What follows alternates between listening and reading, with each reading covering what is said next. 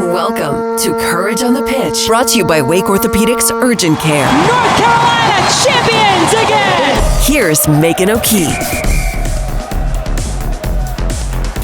What's up, everyone? Welcome to Courage on the Pitch, sponsored by Wake Orthopedics Urgent Care. Thanks for joining us, and welcome back if you've listened before. And if you have or have not listened, we do ask that you like, rate, subscribe, follow, leave us a comment, all the good things.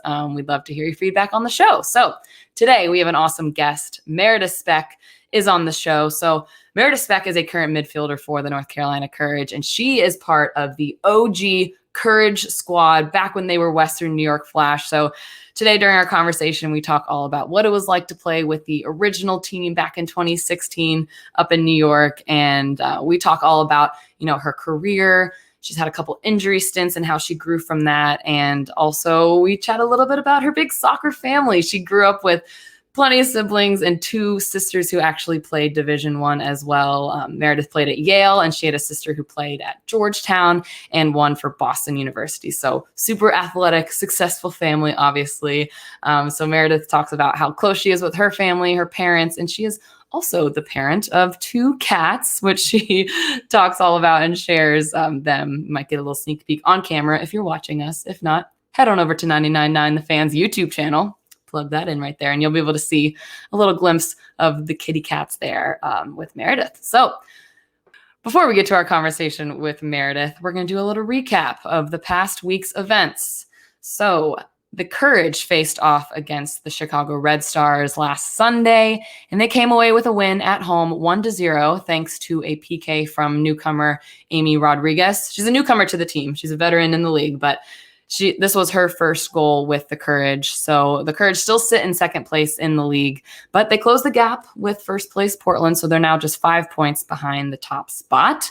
And we will preview their next game a little bit later in the episode. And then our men's side, NCFC, they played last Saturday night against North Texas, and tough match. The end result was 4-0, and not the result they were looking for, obviously. The team has seen some ups and downs this season. And I actually spoke with Peter Pearson, one of the midfielders on the team earlier today. And he just said that, obviously not the result they wanted, but they are really trying to keep a positive attitude. All they can do right now is what's in their control, learn from their mistakes, work hard, stay positive. And so I just really commend him on his positive attitude. Obviously some tough results recently for the team, but still lots of positives to take away from this roster. Super young, really talented squad, just trying to find their rhythm. So we'll see how they're able to finish up the season. We'll preview their next game at the end of this episode. So without further ado, I can say that now,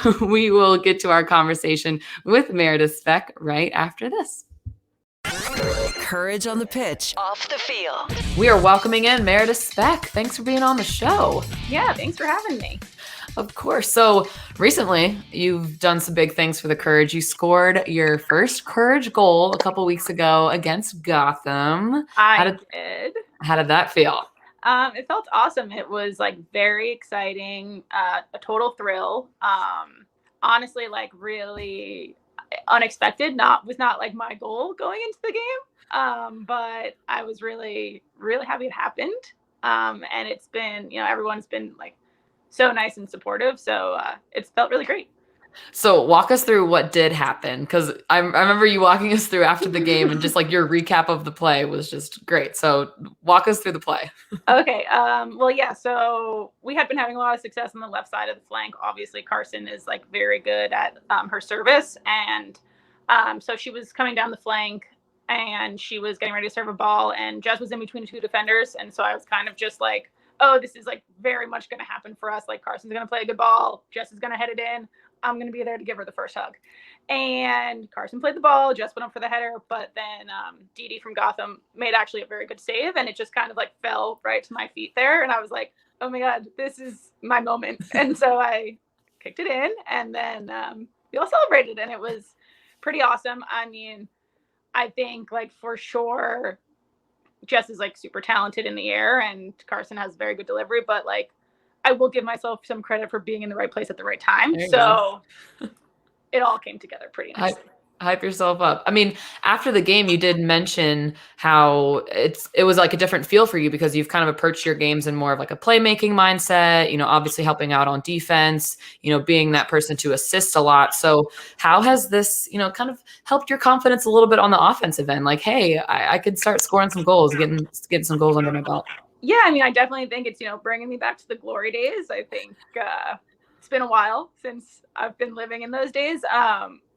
I think it has definitely created like a mentality shift of like if you put yourself into good situations. I mean, I think for so long I've thought it's like, and it's not hard to score goals, but it's really hard to score goals if you don't put yourself in goal scoring positions. Yeah. So I think that mentality shift of like, yeah, it's never going to happen if you don't at least try to make it happen. And so after the Gotham game, I think it's like definitely been a reality check of I have been holding myself back because I haven't been putting myself in those positions because I've just simply been being like, you don't put yourself in those positions, but like, why wouldn't you? Anything can happen.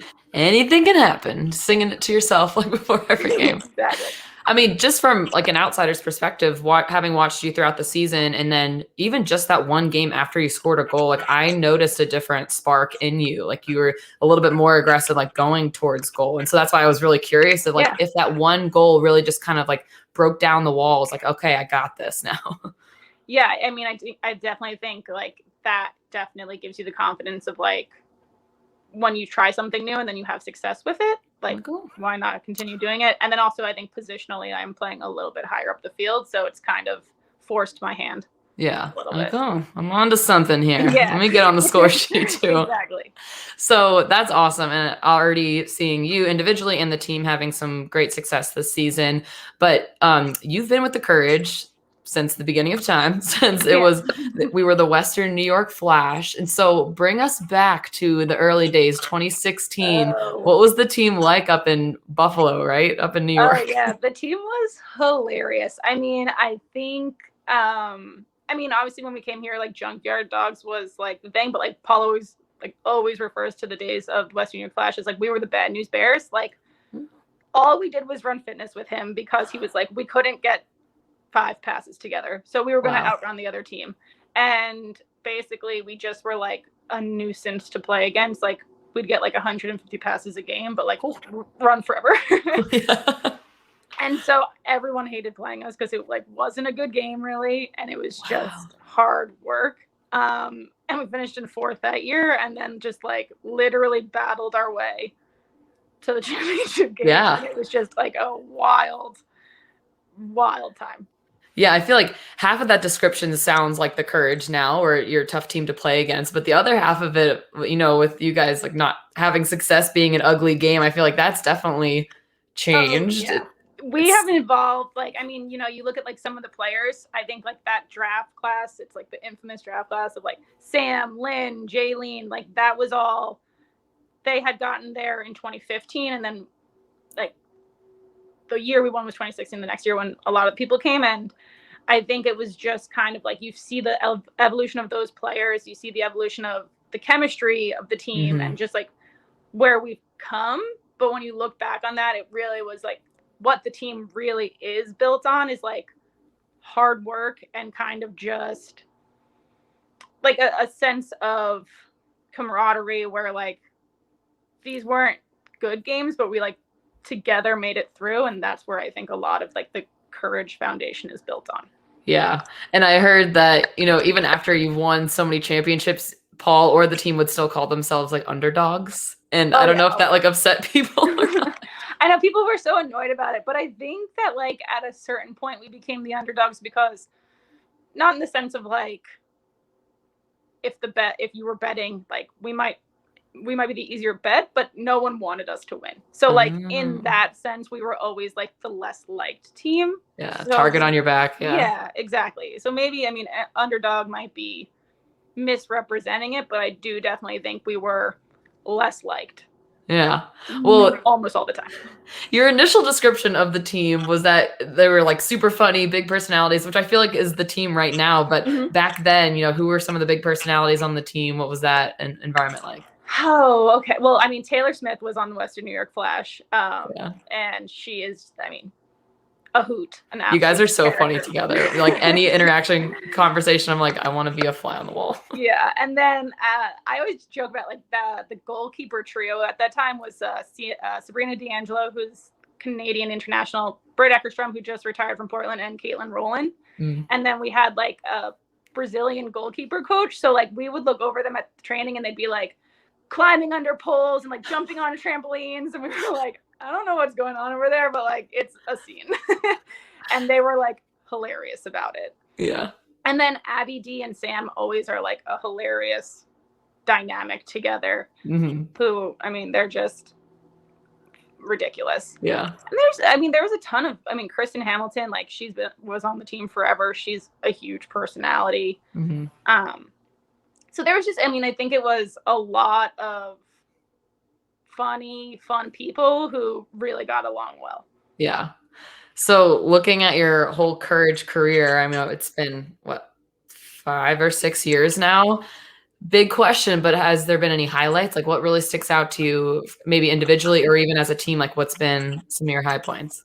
I think a personal but also team highlight was the original ICC. A lot of our big name players were away on international break, and I think that tournament actually gave me a lot of like Western New York Flash vibes, because like for sure PSG and Lyon were like, what just happened? Like, why did this team beat us?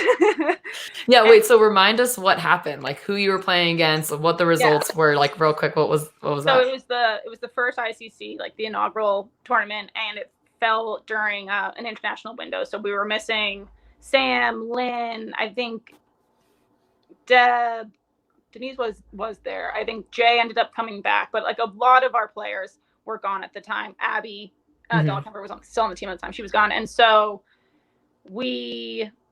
our first game of the tournament, we played PSG, and we ended up beating them 2-1. It was down in Miami. So it was like 95 degrees, super humid. And like we had an 18-year-old just like to bring in and fill in like on the roster. Like it was ridiculous. And then we ended up playing Lyon in the finals, and like 10 minutes into the first game, to the game against them, we scored. Lynn pressured a bad back pass. She played to Heather. Heather like knocked it in. It like doinked through the goalie's legs literally, and we were like, we'll take it. Yeah, and defended for our lives for the remaining 80 minutes. Ryan was like, I haven't played a game in literally since I played college, like 12 months ago. It was just holding on for dear life. Yeah. And I look back at those pictures, and you could just see like pure happiness, but like exhaustion. Exhaustion. Like, what just happened? So I think that was a great moment, because like I was very much a part of it. Mm-hmm. But then I think for us team wise, the win against Chicago 2019 finals was so satisfying, because everyone said it was Chicago's year, and they just were so confident that we weren't going to win, and we just came out, and like there was just first half ended, and it was like, oh wow, we were really wrong. Like, hey, here we are. You thought wrong. Yeah, see, we were underdogs, and there you go. It's perfect. There you go. Yeah. Well, I was looking back at some of your career in college as well, and I saw, you had a couple injuries, and then I think you've had a few even during your time with the Courage. So how has that sort of played a part in your career? Like, what were some of those challenges you faced, and how did you work through those and, get to the place where you are now? Yeah, I think like, as an athlete, I don't think I would be very surprised if you found anyone that hadn't, had an injury at some point or a setback at some point. And I think a lot of the times it feels like those injuries come in your best moment, and it's probably because like you're just playing the most, so you're like the most at risk, right? I was fortunate enough my like freshman year, I had like a pretty good freshman year of college, and I had actually gotten called in. I was at a U23 national team camp, and I like was at training, and I fell and I broke my collarbone. And of course, like for me, it was like, of course, like this is my first time getting called into this, and of course it would happen then.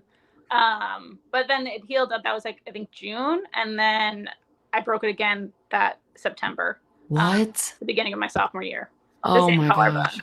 needed to get surgery. And then like basically my first week back of getting cleared, the like U23s reached out to me again and were like, do you want to come to camp? And I was like, I can't. Like, I haven't played in like basically a year.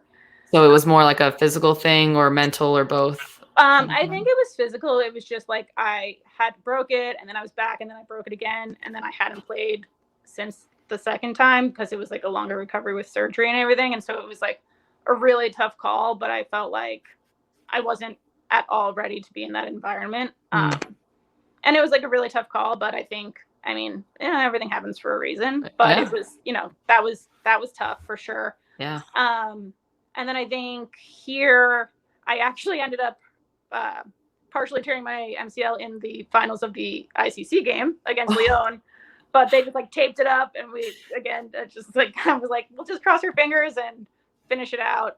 Yeah. That was definitely like, thanks for the adrenaline. Yeah. And that was really, those were, and then the beginning of this year, I kind of tweaked my knee again, but that's all good now. So knock on wood. Yeah. Not talk about that one. Yeah. But that is really interesting how you mention, the physical side of it, but also the mental side of it, making a really tough decision like that, like knowing that you, of course, wanted to go to this national team camp, but you didn't want to put yourself in a position to either get hurt again, or you might not be in like the proper form that you would want to be.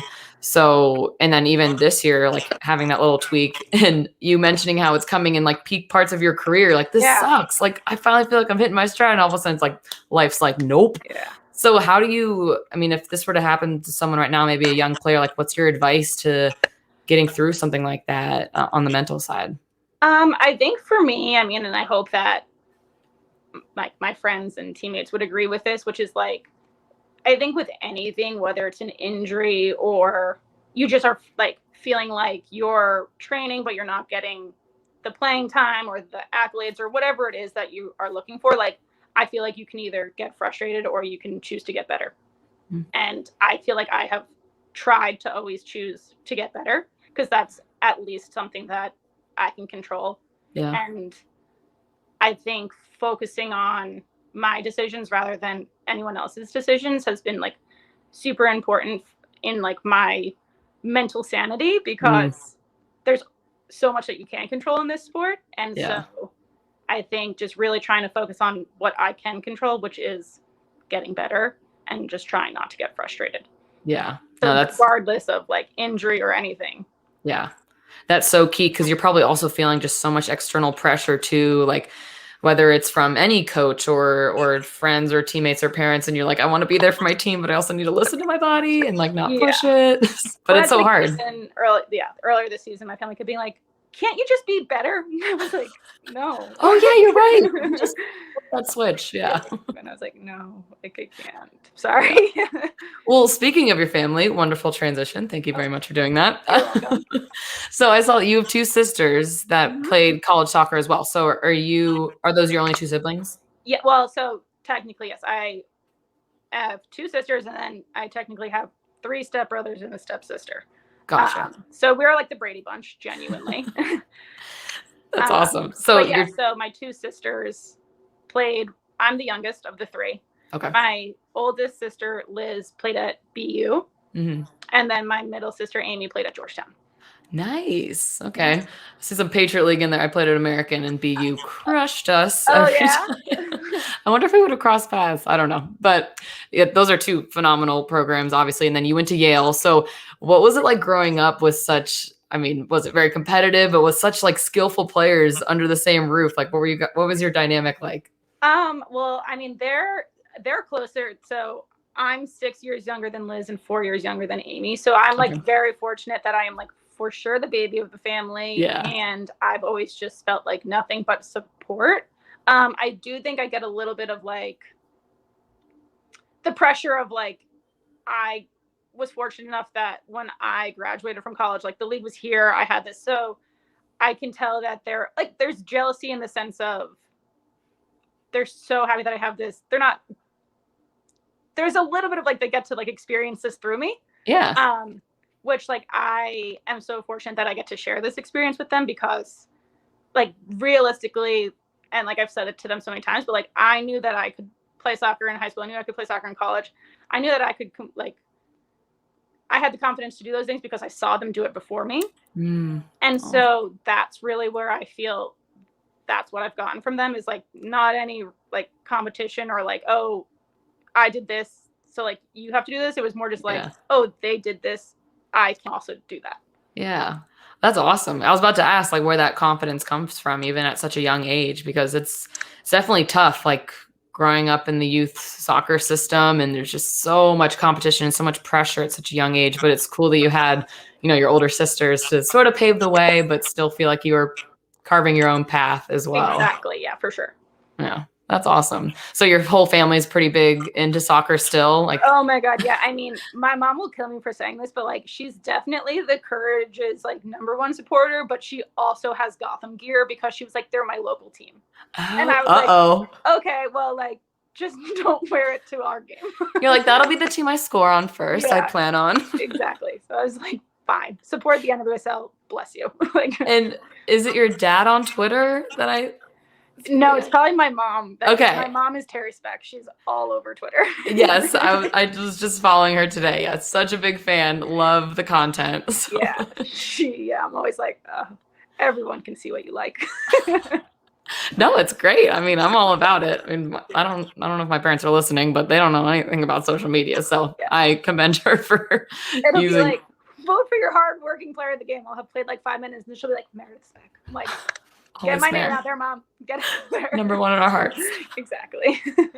Oh, well, I love that. I love the family dynamic. And I also heard that you're the mother of 2 little cats that you adopted. I am the mother of 2 cats. I honestly, one was just sitting with me, but he scampered off. And they don't like the camera. Camera shy. Uh-oh. Yeah. And their names are Basil and Cypress? Correct. That is, yep. We adopted them, so that's the names that they came with. And I had reached out to the lady that I adopted them from not too long ago, and she was like, oh, well, what did you rename them? And we were like, oh, we didn't. Like, I didn't think that was an option. Their names are still Basil and Cypress. I didn't know like people really did that with cats as much. Yeah. I was about to ask, like, what is the origin of those names? But do they have like good personalities? They do. I mean, everyone, I'm looking to see. They really do. Everyone comes and they're like, we don't like cats. And then they meet them and they're like, your cats are kind of more like dogs. And I'm like, or maybe you just don't know a lot about cats. But they're like, love to cuddle. They'll like flip over and give you their belly so you can like scratch their bellies and stuff. They're really sweet. How do you feel about people walking their cats on a leash? What are your thoughts? I am not going to do that to my cats. But if you feel like they need the stimulation, power to you. Yeah, I will say, full disclosure, I did put up like my dog's harness on the cats and they like acted like they were paralyzed. So I'm like pretty impressed that people can get their cats to walk on leashes, because these cats will not. Like, you will not control me, Mom. Yeah, they were literally like, don't tell me how to live my life. Yeah, when we will not exercise outside. Oh, that's so cute though. That's awesome. And then I heard that you're also a big on the same like mom taking care of people trend. You like to host a lot of dinner parties with the team? I am definitely loved hosting. We do a lot of like charcuterie, which yes. What are your staples? What are your staples on the board? Staples on the board are this like Gouda cheese from Whole Foods. There's this like goat cheese with cranberries in it that we really like. Haley Mace, huge fan of the goat cheese with cranberries in it. Yum. And then we like a lot of like tomato and mozzarella with the basil and the balsamic, If V comes, then we have to do nut-free, which is a real buzzkill. But I think like the caramelized like walnuts or pecans are always a big hit, I'm also the party pooper. I have a nut allergy as well. Okay, well then. Okay. You'll have to come when V comes, and we can just do a nut-free night for you guys. We have our sad little board of just like meats and cheeses. We like literally like we have like a cute like cheese board, whatever, and then like we'll literally like throw V like a little plastic plate, and we're like, go sit outside, enjoy your meat. Yeah, but pro tip for people. Okay. Deb taught us that if you squeeze lime on like the meats, like the pepperoni, or like we usually do, I think it's called like sopressata, which is like spicy. If you squeeze lime on it, it's very good. Ooh, does it like bring out the flavor? It's like a Brazil Brazil tip. Oh my gosh. Thanks, Deb. It's time for red card, yellow card. It's called red card, yellow card, or play on. So it's basically, I'll give you a category and then I list like 3 things under the category per some research that I attempted to conduct about you. We'll see if it fits. But basically, there'll be 3 things and you'll give one a red card, be like, nope, that has to go. Yellow card is, all right, that can stay in my life. I'm into it. Play on, you have to have that in your life. Okay. Some of these might be a little tricky, so we'll see. We're going to kick it off with a little clothing trend. If your closet could be filled with one brand and one brand only, do we have Free People, Urban Outfitters, or Anthropologie? Well, play on has to be Free People. Okay. I have a problem. We'll talk about that that's the offline. truth. We're like, new sponsor? What? Yeah, right. Plug. Yeah. Free People plug. Free People jerseys? Yeah, Be like right. super like hipster. That'd be sweet. I'm gonna go yellow card to Urban and Okay. red card to Anthropologie, just based on price point. I think I can't go Free People and Anthropologie. I will literally would not be able to afford food. So I know. we'll go play on Free People, yellow card, Urban, red card. Anthropologie just has such cute like home stuff too. I feel like they do, but you said closet. You're right. Good catch. Loophole. We didn't say anything about our apartment. Okay. Yeah. Good call. All right. Well, we got 2 more. Your favorite salad or bowl restaurant spot. So we got Cava. We got, I don't know if you've ever had Sweet Green. I don't know if it's a local place. Sweet Green or Chopped. This is actually tough. I'm going to go play on Sweet Green, even though there aren't any around here. Yeah, but it makes it more exclusive, you know? Yeah, it is delicious. And Naomi has a bowl there, so. There you go. Shout out Naomi Osaka, Courage owner. And I'm going to go yellow card Cava. Okay. And then red card Chopped. What? Yeah. This is a total spin from what I expected, only because the video I saw of you listing your favorite restaurant with Deb was Chopped. Yeah, well, it's evolved. Wow, game changer. Yeah. Threw me off. Okay, last one. We got your off day activity when you're not, no practice, no nothing. We got golfing with the gals, yoga, or sleeping, specifically beauty sleep. I don't want to lie, but I also don't want to tell the truth. Uh-oh. All right, let's do the lie first. So I'm going to tell the truth. And I'm going to say play on is sleeping. Okay. Because if I don't say it, everyone's going to say you're lying. Let's be real. Yeah. Yellow card, golfing. Oh. Red card, yoga. No more Zen. You're getting your Zen in your sleep. Yeah. That's fine. Exactly. I'll do yoga in my dreams. All right, perfect. Well, I think nap time is probably coming up soon. You're on your off day, so I appreciate you joining the show, playing our game, answering all the questions. Thank you for having me. Yeah, thanks, Meredith Speck, for joining us on Courage on the Pitch. All right, go take your nap. Bye. Coming up on Courage on the Pitch. All right, shout out to Meredith for coming on the show. What an awesome gal, on and off the field, obviously. So to preview some upcoming matches, we've got the Courage staying at home this weekend. This Saturday, August 21st, they face off against Kansas City. And please get your tickets, NorthCarolinaCourage.com. But if you're not able to attend in person, you can watch on Paramount Plus, and that game kicks off at 7 p.m. on Saturday. And then North Carolina FC, our men's side, have a little bit of a break here, but they will be back home on Wednesday, August 25th to face off against Forward Madison. And that game will air on ESPN Plus, or you can be there live if you get your tickets at NorthCarolinaFC.com. And that's a wrap. Thanks everyone for tuning in and listening. And don't forget to like, rate, subscribe, follow us, share on social media, all the things. And we appreciate you listening. Thanks. Courage on the Pitch is sponsored by Wake Orthopedics Urgent Care. Courage on the Pitch with Megan O'Keefe is part of the Capital Broadcasting Podcast Network, with new shows available every Thursday on WRALSportsFan.com or wherever you get your podcasts.